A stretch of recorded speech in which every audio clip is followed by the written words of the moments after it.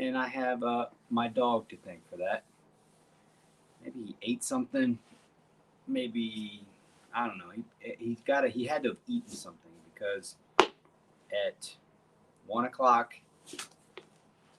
and 4 o'clock he was whimpering to go outside, and typically that means he's got some kind of digestive stuff and he's got to go to the bathroom, which fine. But I wanted to rip his head off because he went outside like it's normal time, right? Go outside, just putz around, smell stuff, take it easy, go to the bathroom, come on in 15 minutes later.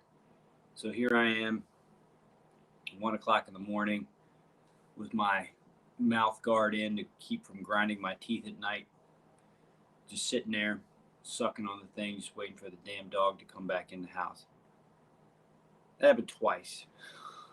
So anyway, that kind of put me in a bad mood. And then yesterday I was working on a program that we're doing in Richmond called the Honor Quest. And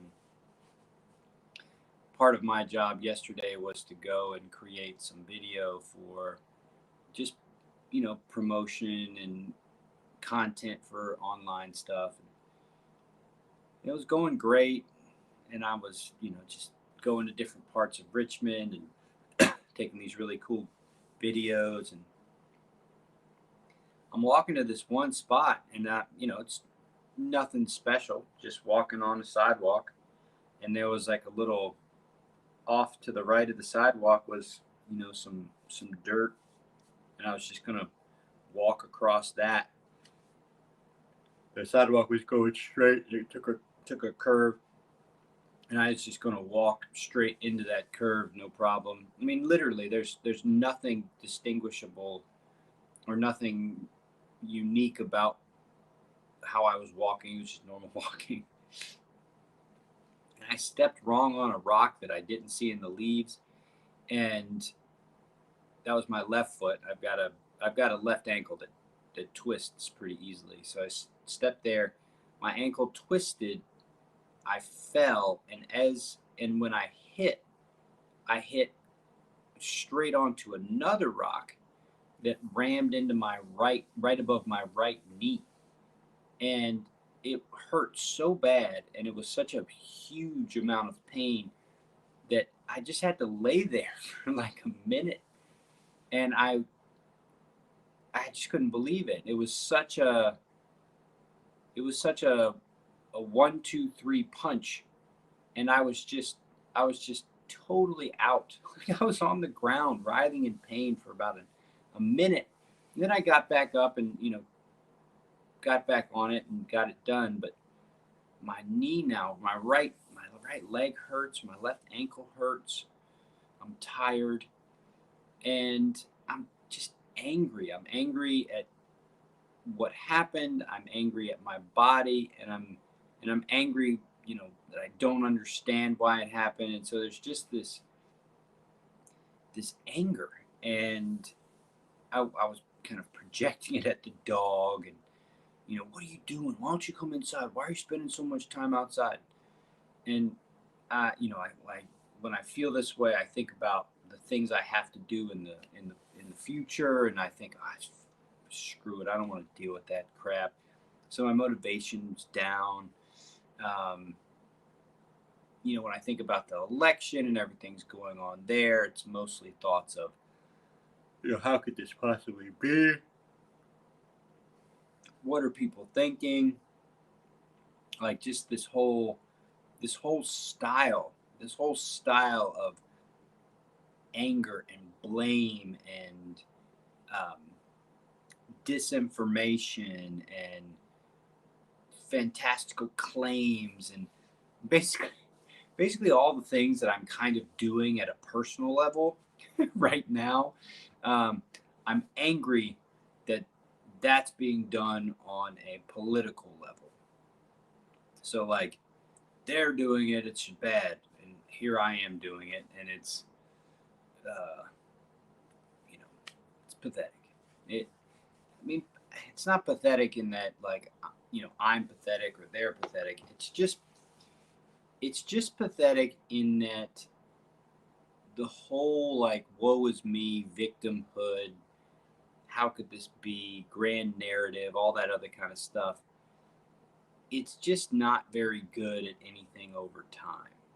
I mean, it's good to create kind of the kind of the spark that can light people up, but it doesn't keep people lit, and that's the problem. Like the fundamental problem of my feelings of anger is that it doesn't support anything else other than itself. It doesn't support the anger. And the challenge I face with the mind is that the mind looks for narrative. The mind looks for cohesion. The mind looks for kind of the more complete story. And because the mind has to deal with the unknown, part of what the mind can create is just this larger narrative that includes the past and the future, and it's something that you can kind of fall in on. You can fall in on the narrative of the mind, even if it's garbage, even if it's not really useful. And so anyway, I got up like I always do and walked the dog and got back, and uh, as much as I didn't want to, as much as I didn't want to sit on the steps and do what we call low love party. So me and the dog just kind of, he leans into me and I rub his head and pat his body, and we're just kind of close and friendly, and I didn't want to do it. I wanted the dog to feel my anger.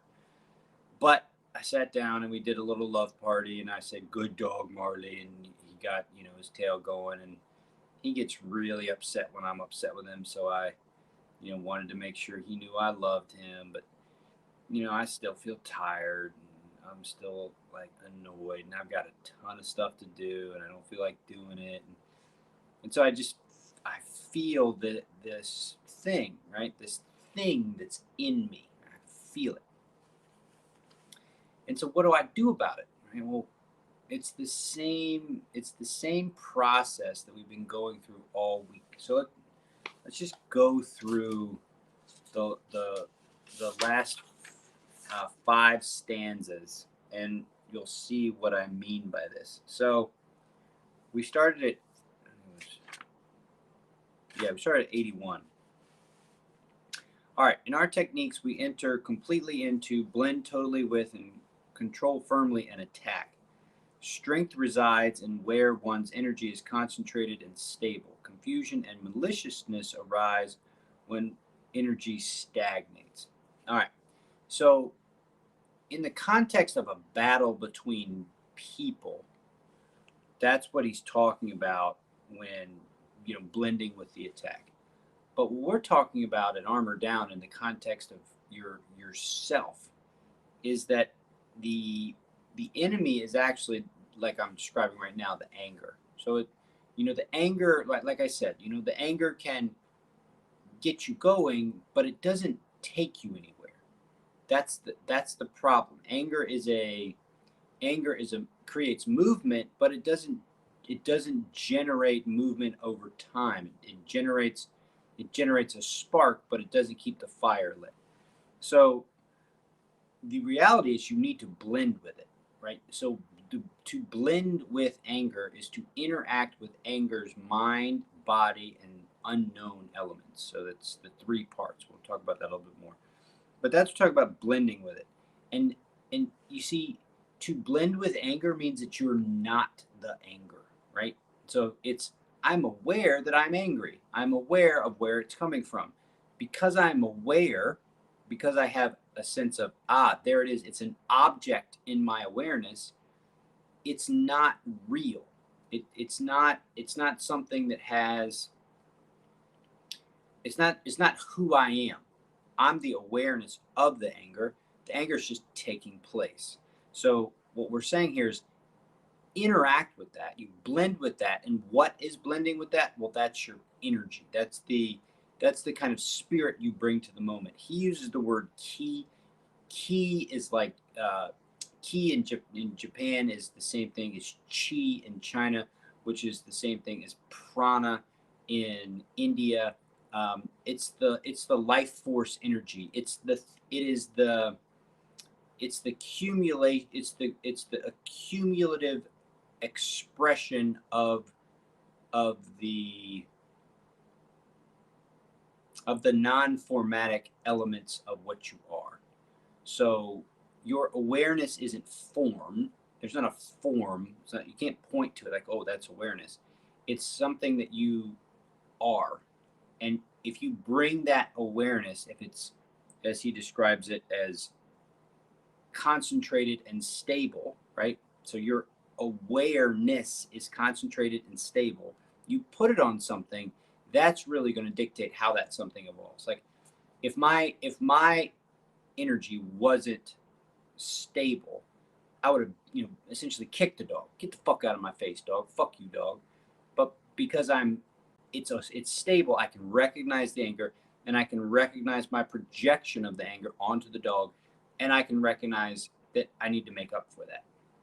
So that's what that means. Now, 82.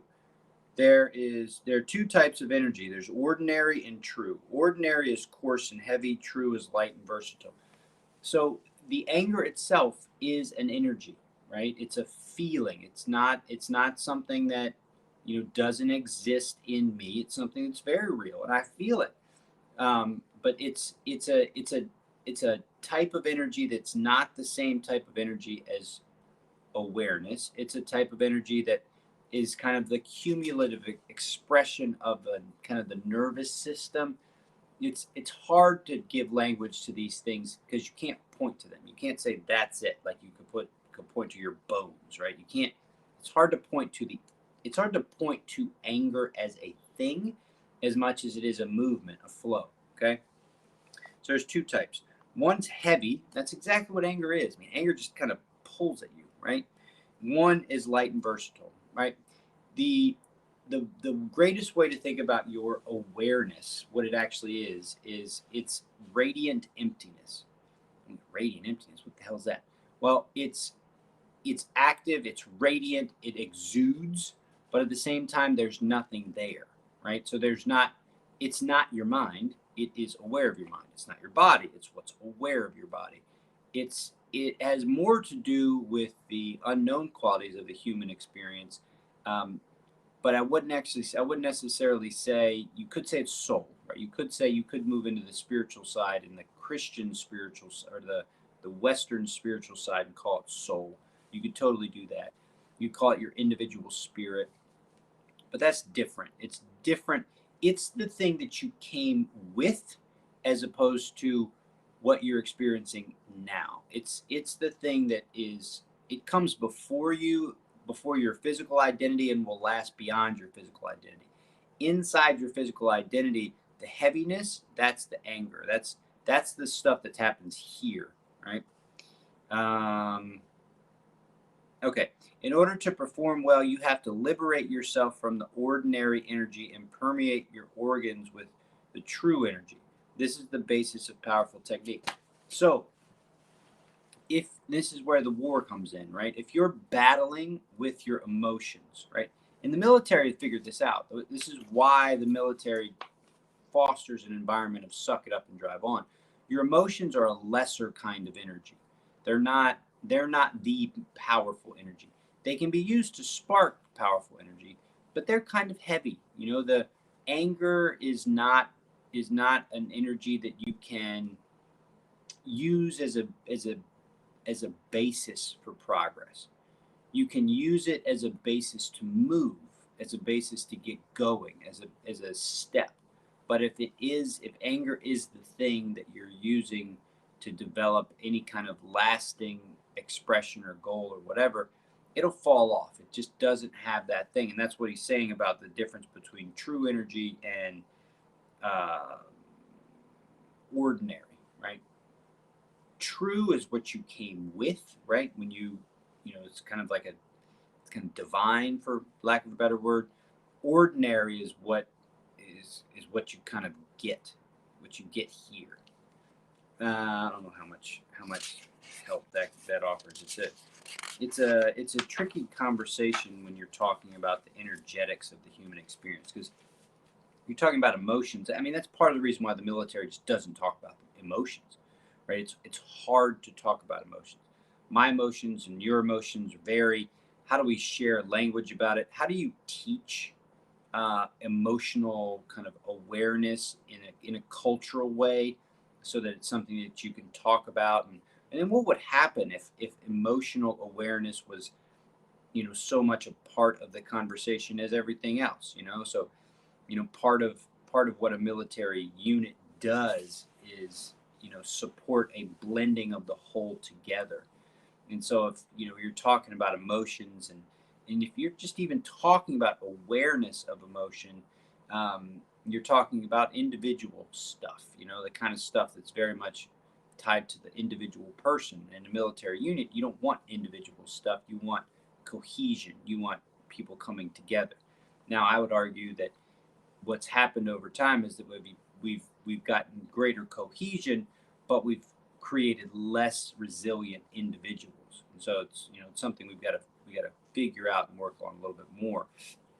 So, all right. So the 83rd is the art of peace. We never attack. Attack is proof that one is out of control. Never run away from any kind of challenge, but do not try to suppress or control an opponent unnaturally. Let attackers come any way they like and then blend with them. Never chase after opponents. Redirect each attack and get firmly behind it. So again, the main point here is that I'm not talking about an enemy, like somebody you're physically fighting.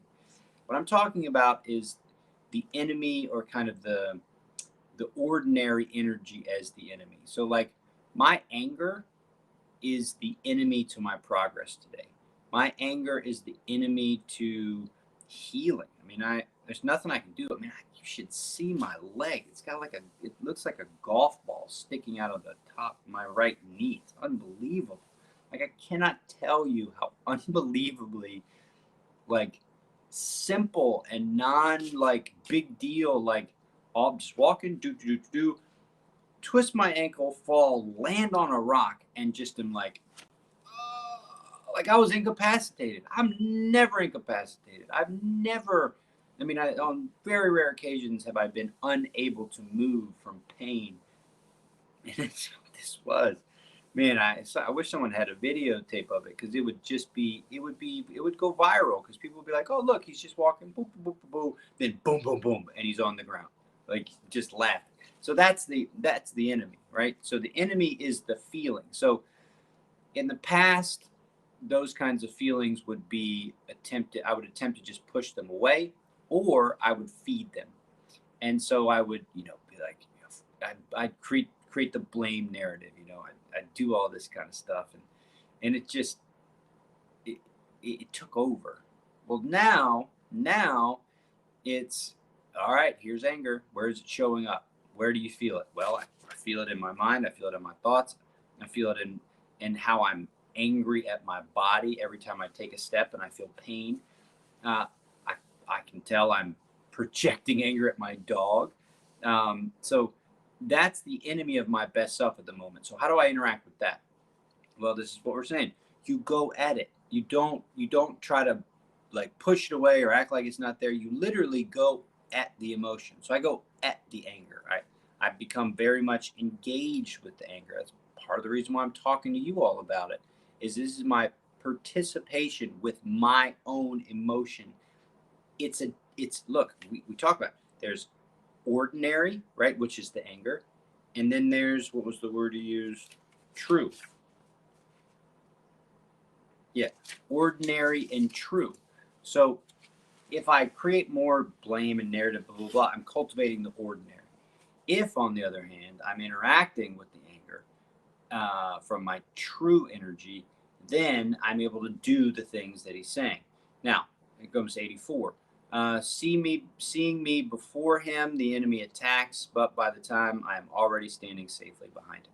So the anger inside of me is a reflection, right? So the more I either deny or push the anger away, the more it kind of reflects everywhere else, right? It's like a mirror. Okay. If instead I interact with the anger and get behind it, so think of it like a mirror. If I get behind it, then it doesn't reflect anywhere.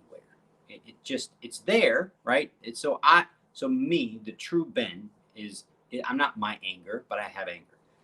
Anger is like a mirror inside of me. If I just act like the anger is not there, and I'm like, so here's the mirror, right? And I'm walking away from it. I'm just acting like it's not there. I'm taking my anger. It's still reflecting. I'm taking my anger everywhere I go with me, which is what I was talking about earlier. I take it everywhere.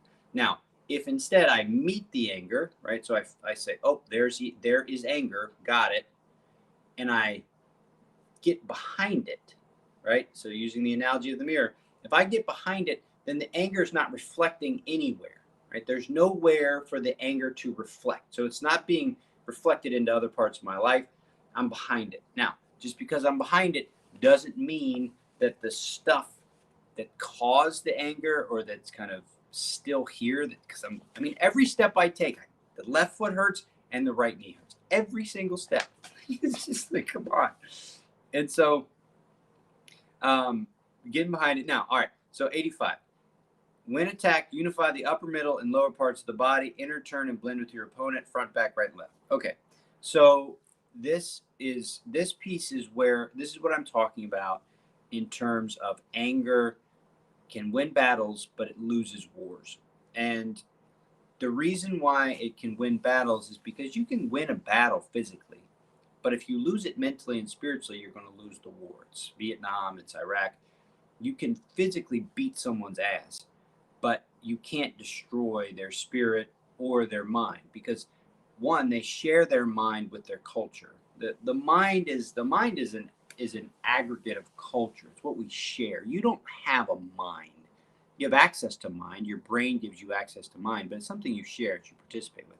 So you can't destroy minds. Like you can't destroy culture. You can try, but it will just show up somewhere else. And so by that, I mean, you can't destroy anger inside yourself. You can't kill it. You can't like, oh, I'm going to eliminate this.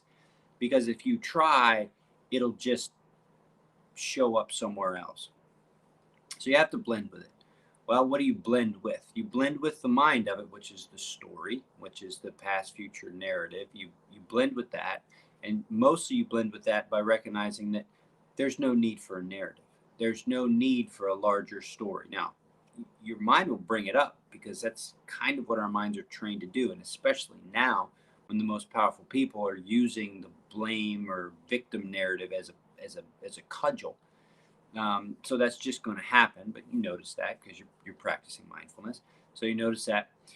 So you're squirting the mind away. Now with the body, I'm angry at my body. I'm angry at my ankle and I'm angry at my knee. And I'm angry because it hurts every time I walk. And freaking 24 hours ago, I had no pain in my body, none at all. So now I got this anger there. Well, if that's the case, then I can be angry at every step, or I can be compassionate. I can be like, okay, body, it's okay. It's okay. No problem.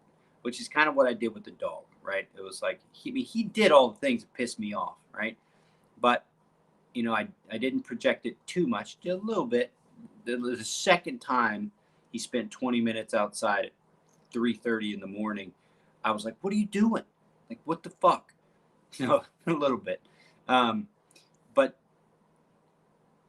try to be sweet, right? So I'm going to try to be sweet to my body. I'm going to try to be nice, and I'm going to try to just be gentle, right? So instead of doing a run or something, I just won't do it, right? Just give my body time to heal and not make a big deal out of it. And then the third part, which is this is the true energy, right? So you got your mind, right? You got your body, and you got the spirit. Another way to think of spirit is your true energy. So now you got the true energy, and the true energy is the larger kind of.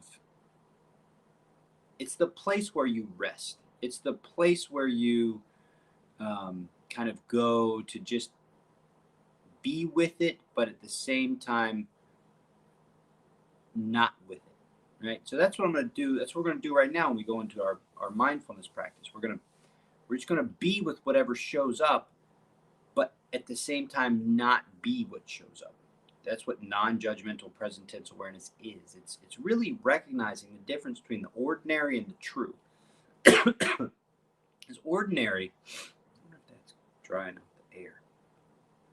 Ordinary is anger.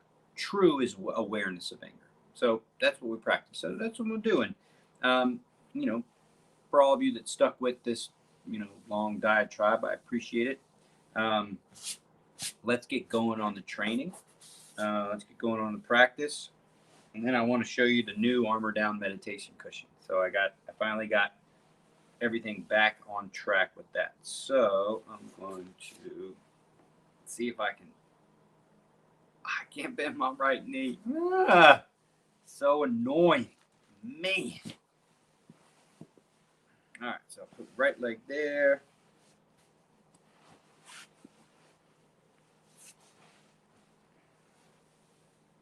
I'm telling you, I was down for 2 minutes. Like, it was so ridiculous, but it hurt so bad. God. All right. Let's go first bell.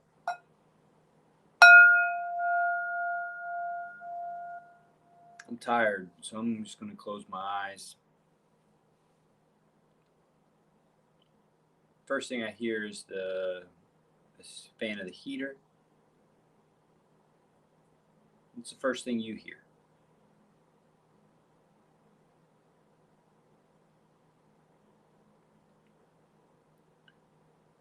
When you open your awareness, what's the first thing you feel?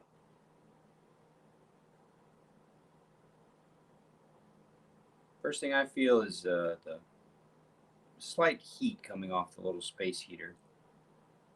I've got part of my left hand feels the warmth, but it's almost like it's not worth it because I feel warm on my left hand. The rest of my body is really showing up as cold. It doesn't have access to the little space heater. It's on the other side of my body, and so. And as I'm paying attention to it, I can feel goosebumps. It's the coldest all over my back. It's kind of funny.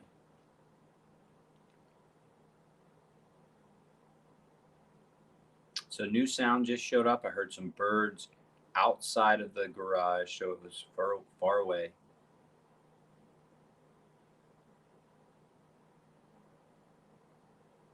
I'm gonna check smell.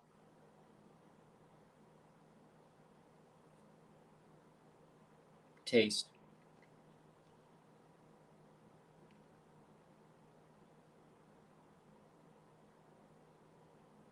All right. So let's go to second bell.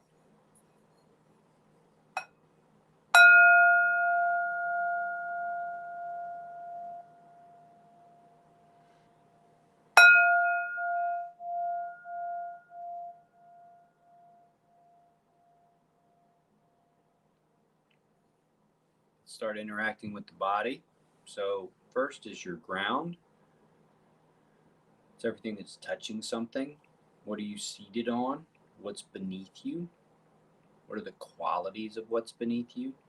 Hardness, softness, heaviness, lightness, thickness, thinness. Just the qualities of your ground. So for me, I've got one meditation cushion under my rear, another cushion under my right knee. I got the outside edge of my left shin, my toes. I can feel the pressure of the cushion on my toes. Now I come to the pelvis. So what do you feel first at your pelvis? What do you notice? If you don't notice anything, shift a little bit. The shift will create sensation, and then that'll kind of help your mind be a little bit more present in that space. I should say your awareness. It's not your mind, it's your awareness.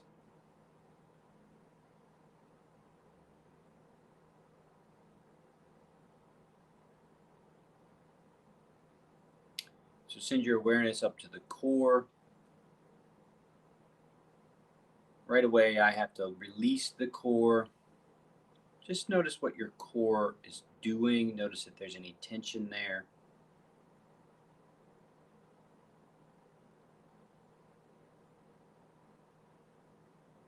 There's quite a number of ways to contract your core. So just be mindful of how your core is being held. If there's any kind of contraction, you can think of letting go, letting the belly out.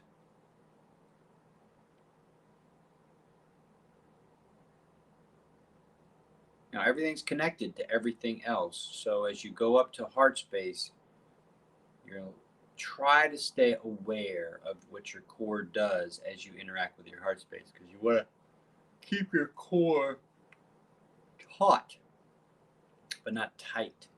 Taut, but not tight. So now get the shoulder blades, collarbones, heart space, and just play around with, perfect posture, right?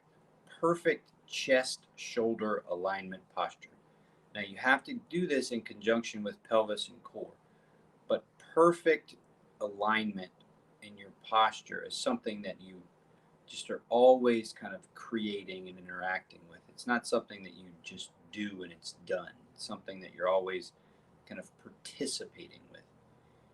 And so you can pull your shoulder blades back, feel how that creates kind of a pull across the chest. You can round your shoulder blades forward, feel how that creates some sensation in the back, and then find the middle.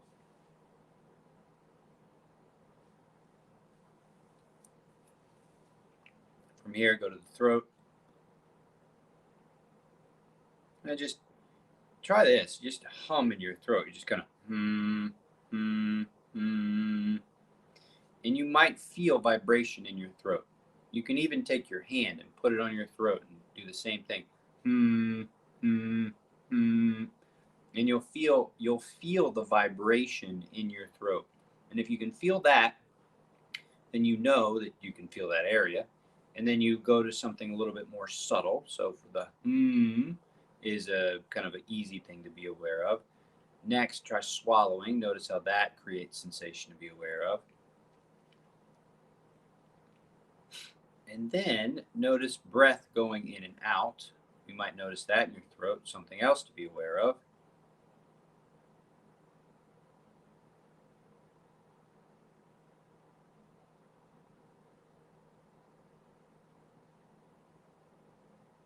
And then lastly, you might be able to be aware of temperature.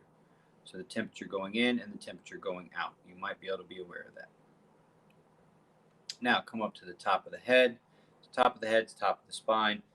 If you ever want to bring yourself to full height, right? You kind of, you're you're in line at the grocery store or whatever. You can imagine the center of the top of your head and just imagine that space getting taller by a millimeter. And you'll be able to feel your whole spine. Your whole spine kind of engage up. Now you might not feel the spine itself, like the parts of the spine, but you might be able to feel the going up of the spine. That might be noticeable for you. Once you've gotten to the top of your spine, soften the muscles around your face. Your face is a direct link to your ordinary energy, right? So this is the type of energy that just kind of takes place all the time, whether you're aware of it or not. And so your face and your kind of ordinary energy are tightly linked through something called the vagus nerve. So any kind of contractions or facial expressions or tension in your face will show up in your mood. It'll show up in your ordinary energy. So by softening your face and making your face part of your practice, you'll be able to influence some of that stuff pretty easily. Now, a lot of these things, of course, take time to become noticeably effective. So, that's why I'm glad you're here, sticking with it. Because once it does become noticeably effective, you're just like, holy jeez, that's such an influential thing to be aware of. Why didn't anybody tell me these things? Daggone. So, going through that, now let's go to third bell.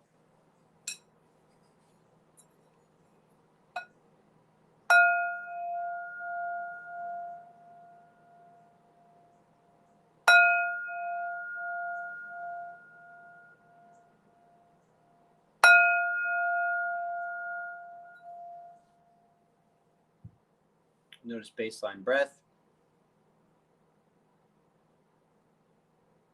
Max it out.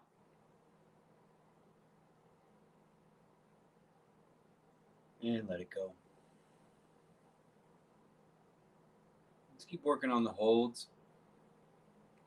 So when you're ready, take it all the way in and hold till it becomes slightly uncomfortable.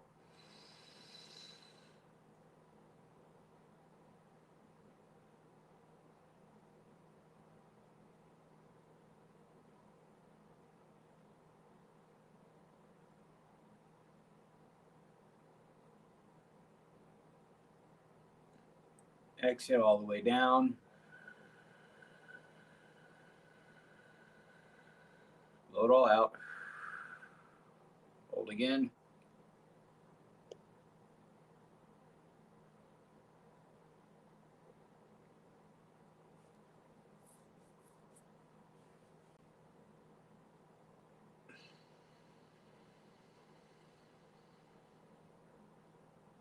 When you inhale all the way back up to the top, and then just come back to kind of a neutral, normal breath, and just notice how the holds themselves can create a shift in what you're experiencing internally. Just two holds, top hold and a bottom hold. You can notice a shift. You might notice a shift.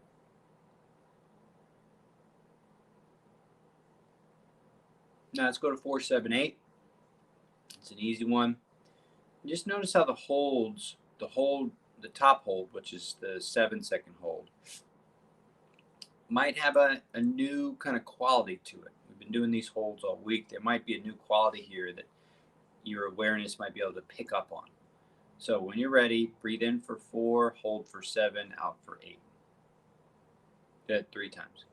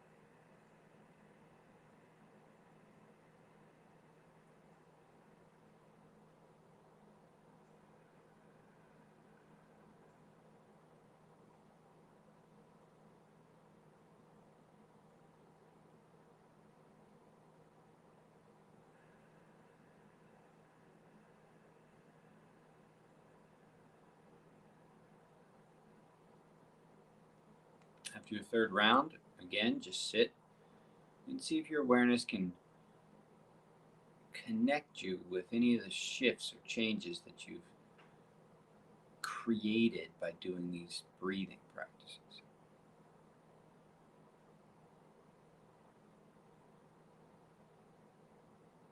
You might notice something in your head. You might notice energy changes. You might notice kind of a change in the experience of time. Like one of the things I notice when I do breath work, especially the holds, is I start to notice how time seems to be slower. You know, just everything kind of slows down a little bit. Go to fourth bell.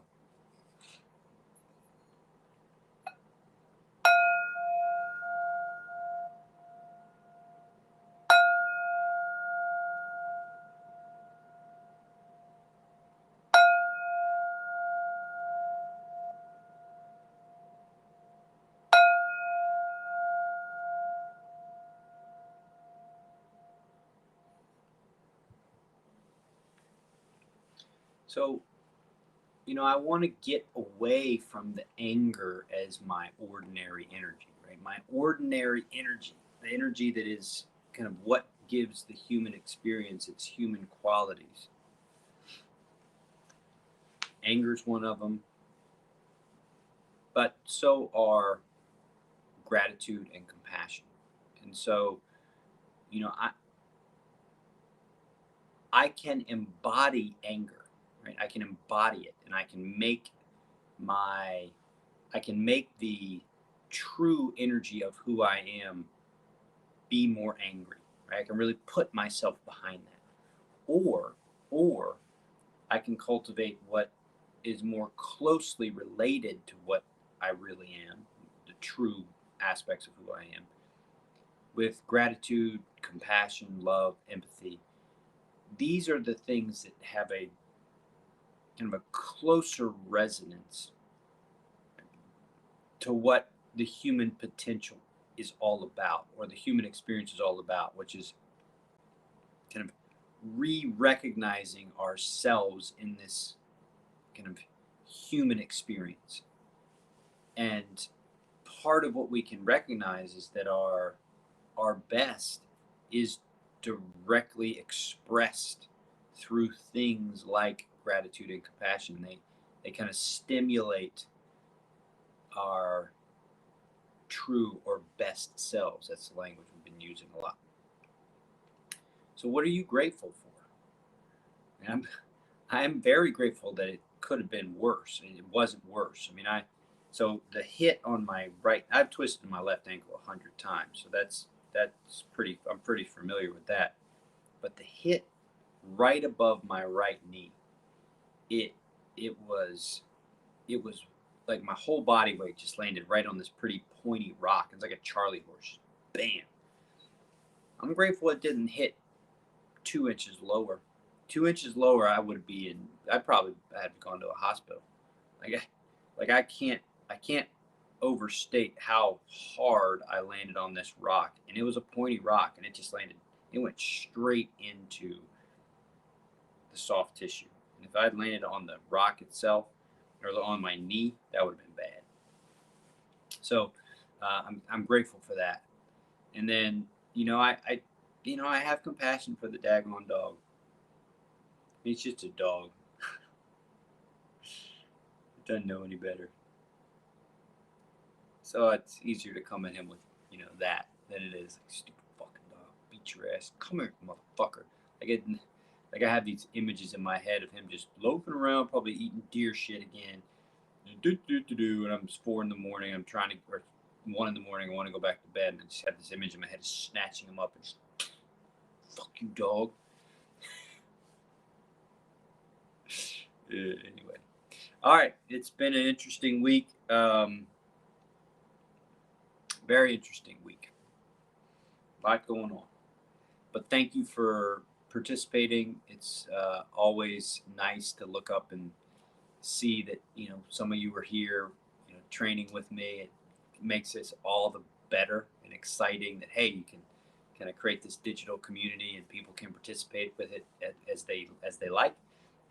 But that there are some people that are getting up at 0600 to train, and it's a very uplifting feeling. So thank you for being here. And hope you have a great weekend. Hope you have a nice Friday. We'll see what comes about, and we'll be back at it on Monday. Later, Down.